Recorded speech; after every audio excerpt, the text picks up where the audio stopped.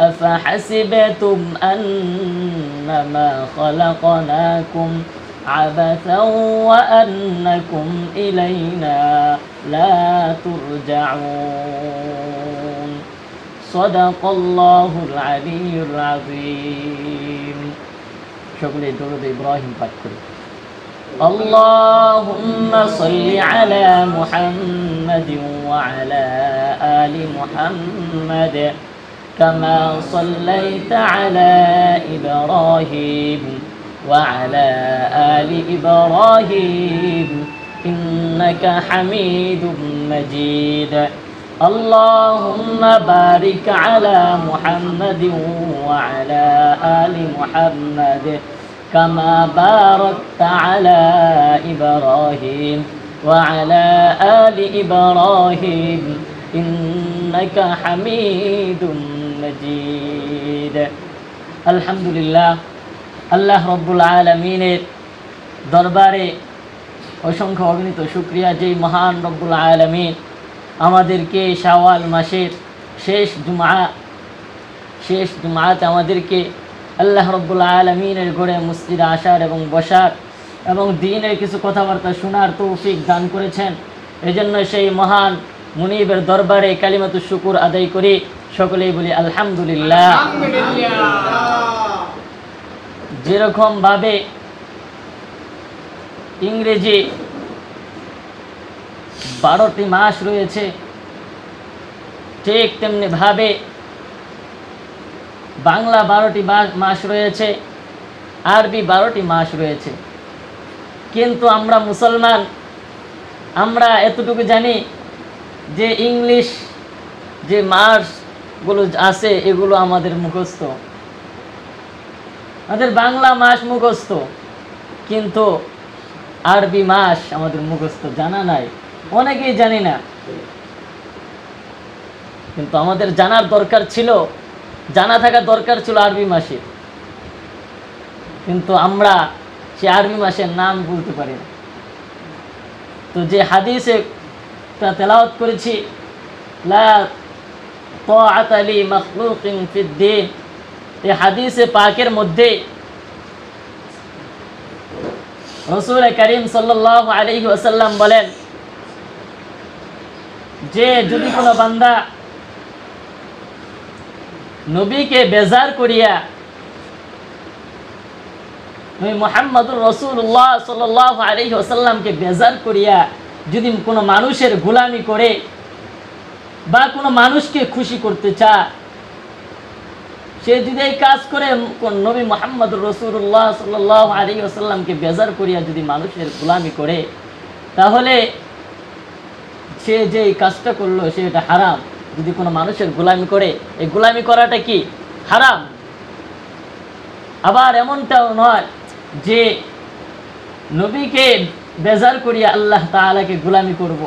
বিষয়টা কেমন যে আল্লাহ রাব্বুল নবীকে ভালোবাসার একটা মাপকাঠি আছে, আল্লাহ তাআলাকে ভালোবাসার একটা মাপকাঠি আছে, সেই মাপকাঠির থেকে বেশিও যাওয়া যাবে না, আবার কমও করা যাবে না।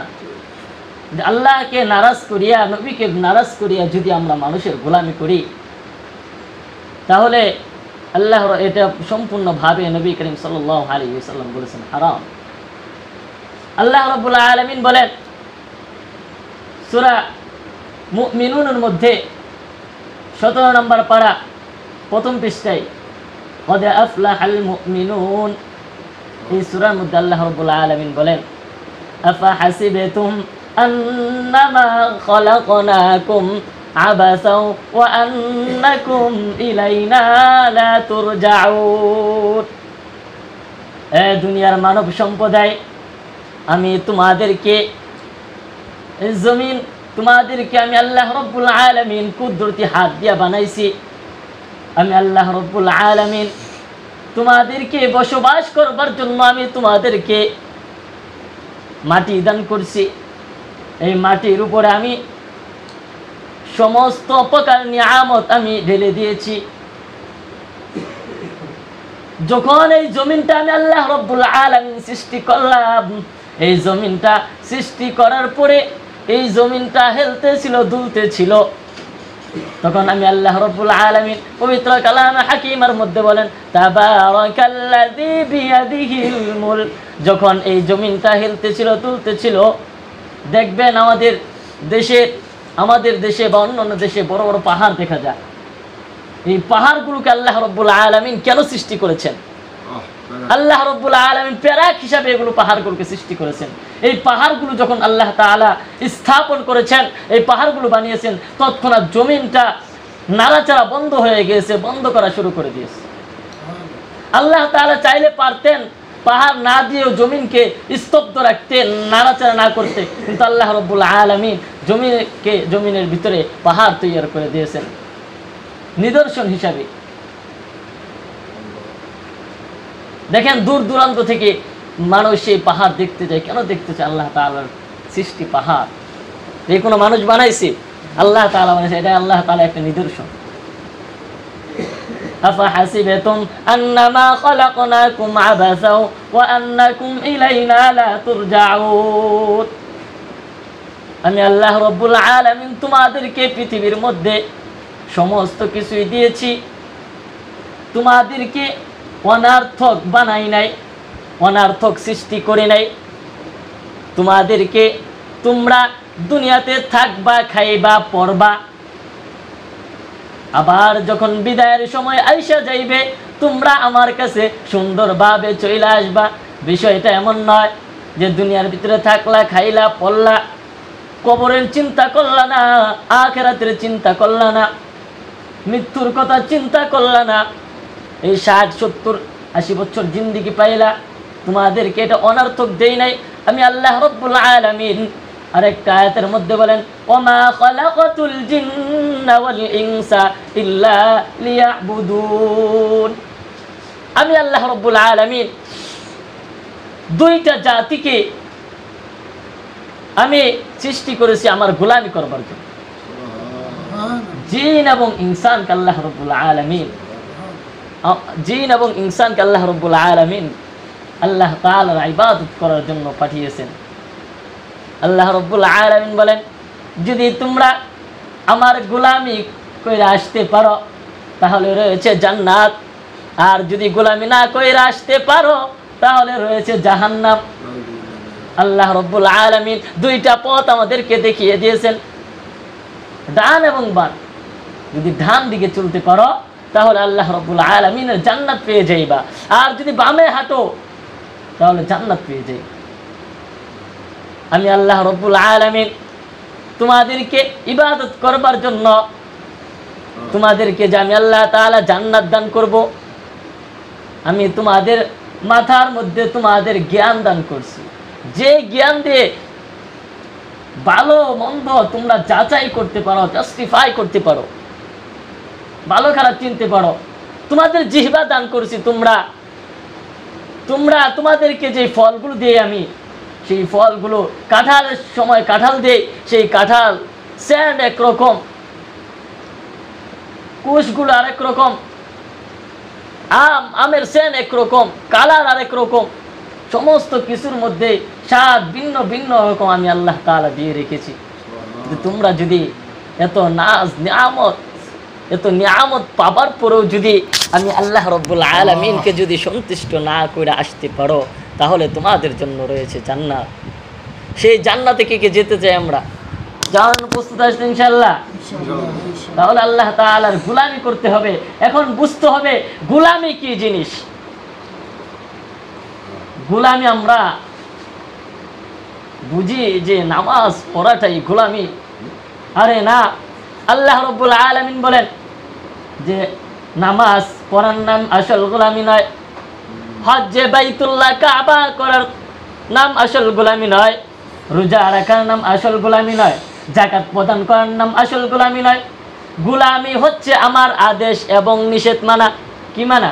আদেশ এবং নিষেধ মানা। আল্লাহ তাআলা আদেশ করেছেন তোমরা আমার গোলামি করো। আদেশের মধ্যে কি রয়েছে? নামাজ রয়েছে, রোজা রয়েছে, হজ রয়েছে, যাকাত রয়েছে, যা কিছু আছে আল্লাহ রাব্বুল আলামিনের আদেশের ভিতরে তা কিছু আদেশ মানতে হবে। আল্লাহ রাব্বুল আলামিন নিষেধ যা করেছেন, মানুষের সাথে খারাপ আচরণ করা যাবে না, খারাপ ব্যবহার করা যাবে না, সুদ খাওয়া যাবে না, ঘুষ খাওয়া যাবে না, অন্যের হক মারা যাবে না। এরকম আরো যা আছে এগুলো নিষেধের মধ্যে যা রয়েছে তা নিষেধ, যা আদেশ করেছেন তা নিষেধ। যা আদেশ করেছেন আমাদের পাই টু পাই সেই আদেশগুলোকে মানতে হবে। আল্লাহ রাব্বুল আলামিন যেই নিষেধগুলো করেছেন পাই টু পাই সেই নিষেধগুলো আমাদের মানতে হবে। যদি এই দুইটা কাজ আমরা যদি করে যেতে পারি, আল্লাহ রাব্বুল আলামিনের কাছে আমরা প্রিয় বান্দা হিসাবে যাইতে পারবো, প্রিয় গোলাম হিসাবে আমরা যাইতে পারবো। আর মাস, আরবি মাস চলতেছে, আমরা যে মাসে এখন রয়েছি, রমজান চলে গিয়েছে, রমজানের পরে শাবান মাস, শাবান মাসের শেষ জুমা এটা। এর পরবর্তী যে জুমাটা পড়বো আমরা সেটা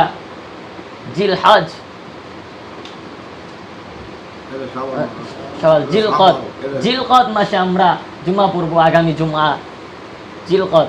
এর পরেরটাই হচ্ছে জিলহজ। হজ আল হাজ্জু আশহুরুম মা'লুমাত ইন্না আউওয়ালা বাইতিন উদিআ লিন-নাস লাল্লাযী বিবাক্কাতা মুবারাকাও ওয়া হুদাল লিল আলামিন। সূরা বাকারা আল্লাহ তাআলা বলেন, ইন্না আউওয়ালা বাইতিন উদিআ লিন-নাস লাল্লাযী বিবাক্কাতা মুবারাকাও ওয়া হুদাল লিল আলামিন। মানে আল্লাহ রাব্বুল আলামিন